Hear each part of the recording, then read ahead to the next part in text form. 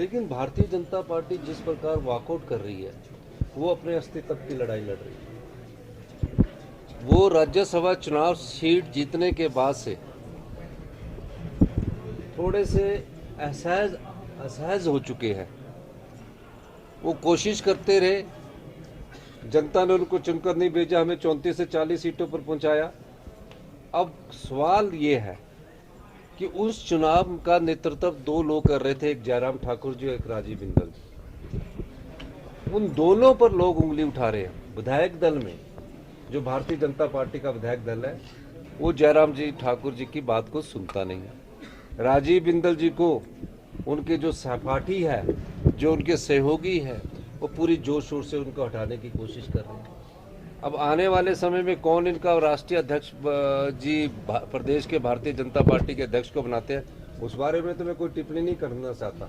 लेकिन 5 गुटों में भारतीय जनता पार्टी आने वाले समय में अपने अस्तित्व की लड़ाई लड़ रही है। और मैं आपको बताना चाहता हूं कि इनका दृष्टिकोण हमेशा से हिमाचल के हितों के साथ नहीं रहा है।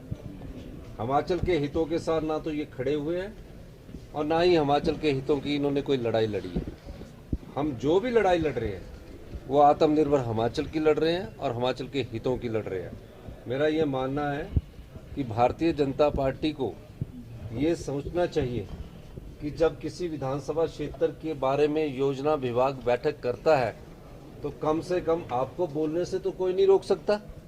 आप बैठक में आते, बैठक में अपनी बात रखते, अपने विधानसभा क्षेत्र की समस्याओं की बात रखते, तो अपने विधानसभा क्षेत्र की समस्याओं की बात नहीं रखते हैं। विधानसभा में भी भ्रष्टाचार पर प्रस्ताव लाए, फिर उसके बाद वॉकआउट कर दिए, चर्चा नहीं करते हैं। अगर कोई और शिक्षा संस्थान पर प्रस्ताव लाते हैं, प्रश्न पूछते हैं, उस पर वॉकआउट करते हैं। ना विधानसभा के अंदर बैठते हैं, ना योजना बैठक में बैठते हैं, और ना ही जो अध्यक्ष महोदय द्वारा ऑल पार्टी मीटिंग बुलाई जाती है उसमें बैठते हैं। तो इसका मतलब क्या है? इसका मतलब साफ है कि कहीं हम इन बैठकों में चले गए और अपनी बात हमने रख ली तो ये ना लगे कि हमारी बात जो सच्चाई है वो सामने आ जाए। तो झूठ बोलकर राजनीति करने की जो परिकल्पना अपने समय में कर रहे हैं वो सही होने वाले नहीं है। झूठ बार बार सच से टकराता है, झूठ किसी ना किसी रूप में सच से टकराने की कोशिश करता है। जीत सच की होती है। और आज बैठक में आते मैं सबको आपको चिट्ठी दे दूंगा, इनको भी भेज दूंगा कि आपको इतने पैसे स्वीकृत किए गया, आपके विधानसभा क्षेत्र के और भी मैं पैसे स्वीकृत करता, और भी मैं चीज़ें स्वीकृत करता। लेकिन ऐसा लगता है कि भारतीय जनता पार्टी अपने लड़ाई और आपसी कला में पड़ी है। उनके पास अपने विधानसभा क्षेत्र की समस्या उठाने का समय नहीं है।